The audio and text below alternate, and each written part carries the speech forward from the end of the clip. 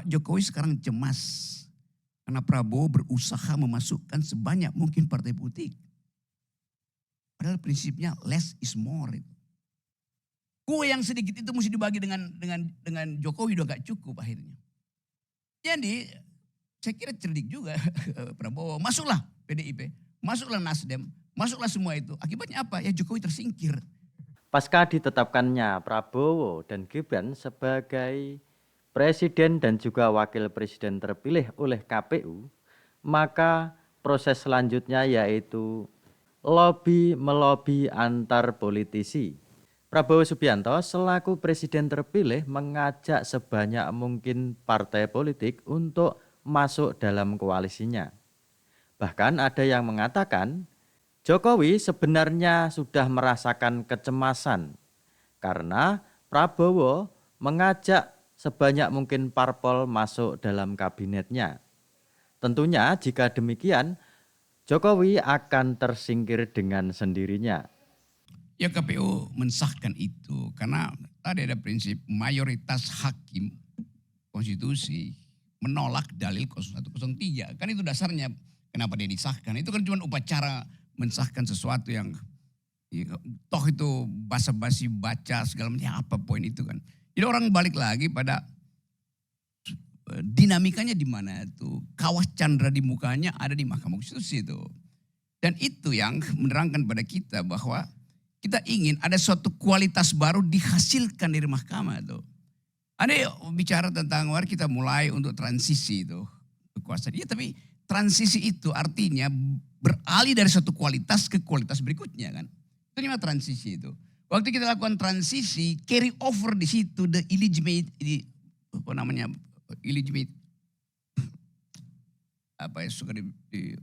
yang tidak legitim itu anak haram konstitusinya itu ikut juga carry over ke situ kan. Jadi bagian-bagian yang disinyalir sebagai sesuatu yang buruk akhirnya carry over. Buktinya apa dia carry over? Besok 25 April, Hari Otonomi Daerah, Jokowi akan memasangkan lencana pada dua anaknya tuh. Satu Gibran, satu adalah Bobi itu. Jadi orang melihat, oh itu yang dilantik kemarin di Mahkamah Konstitusi di KPU tuh. Sebelumnya Ibu Iriana dikalungkan sendiri lencana oleh Presiden Jokowi. Lihat aja besok tuh 3. Jadi terhubung lagi yang kita sebut kesamar-samaran dari dinasti itu besok menjadi nyata. Kan dasarnya itu. Lalu kita bilang bahwa iya mayoritas sudah putuskan 5 hakim itu. Oh ya dulu juga itu waktu debat apakah bumi ini bulat atau datar itu debat antara Kopernikus dan Ptolemeus itu. Yang menang memang Ptolemeus. Bumi ini datar. Karena prinsip mayoritas Katolik nggak boleh diganggu doktrinnya. Kalau bumi itu bulat itu artinya ada sistem sonar lain yang mengatur-atur bumi itu. Jadi itu yang disebut ada istilahnya dalam psikologi itu imitate the majority itu. Udah ikut aja gerombolan mayoritas kan. Itu juga yang menunjukkan 5 hakim itu ada the majority. Memang karena bagi mereka bumi itu adalah datar. Setelah disurvei. Karena tidak diberi pengetahuan bahwa kalau datar itu konsep-konsep alam semesta berubah. Susah. Sementara yang 3 itu mendalilkan sesuatu setelah mereka paham bahwa yang dimintakan pada 3 hakim ini adalah problem-problem terstruktur sistematis dan masif. Bagaimana buktikan itu? Dengan pikiran dia buktikan itu. Gak boleh pakai pikiran. Lo mahkamah sendiri bilang boleh ada kamar kuantitatif, ada kamar kualitatif. Maka 3 orang ini memakai otaknya dengan bagus, mengikuti prinsip Kopernikan, sementara yang 5 memakai prinsip imitate the majority. Itu dasarnya kan. Maka disimpulkan oleh 3 hakim ini bahwa ada kecurangan di 60% pemilih kita. Di mana itu? Ya di kota-kota besar itu. Boleh nggak itu diterima? Nggak boleh diterima. Kenapa? Karena nggak bisa diverifikasi. Misalnya itu beras bansos itu masih ada nggak di keluarga miskin yang ada di Tangerang misalnya. Oh datang aja ke Tangerang. Si keluarga bilang iya. Beras itu udah jadi bubur. Udah kami bikin nasi uduk. Dibawa nasi uduk itu ke Mahkamah Konstitusi. Hakim 5 hakim itu bilang, Kan yang dibikin Pak Jokowi beras, bukan nasi uduk. Coba bayangkan kekonyolan-kekonyolan itu kan. Jadi sekali lagi kita mau coba lihat ini bahwa kita mau masuk dalam perdebatan yang betul-betul bermutu. Bukan soal ini mayoritas yang bilang, tapi mayoritas yang dungu mengapain terima prinsip mayoritas yang dungu. Kan dasarnya itu kan.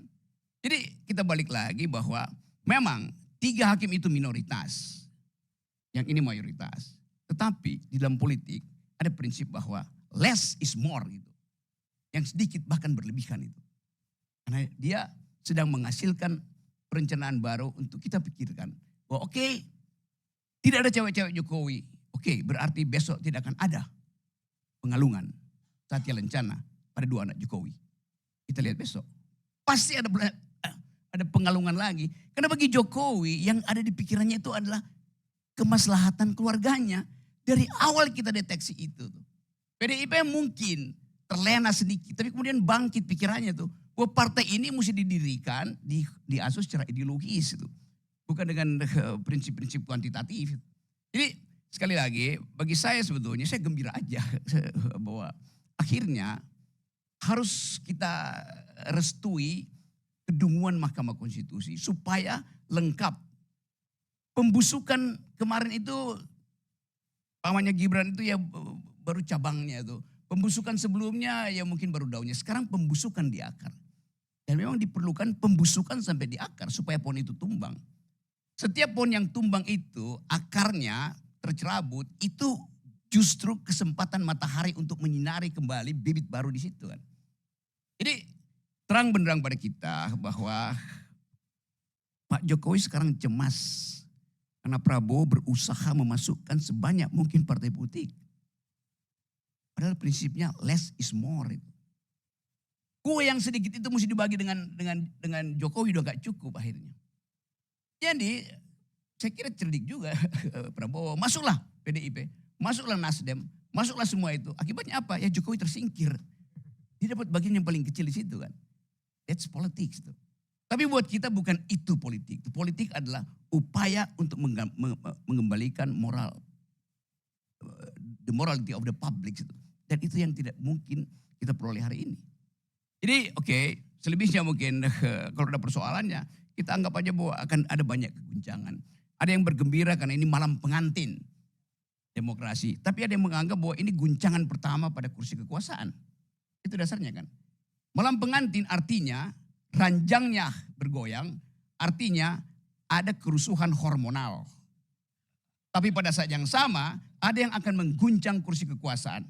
Karena itu di dalamnya ada kerusuhan moral.